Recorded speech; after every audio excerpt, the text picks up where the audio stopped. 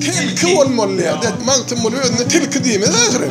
Şun aydınlatlarını Allah Teala eşitip hemmedim kabul ediyor.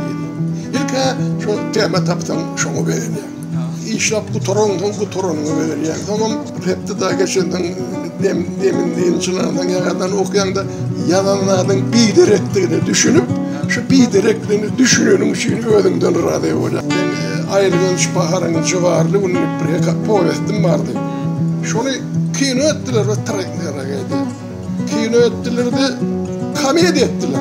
Ahlam onu tenteklik ettiler. O tragedi o. Şu bir yere varsam yazıcı değilim bak. Ben hala mok yazıcı diyordum. Eneler dökmesin gözünden yaşın. Güller solmaz deyip anandır beni. Dostlam ölmez deyip anandır beni.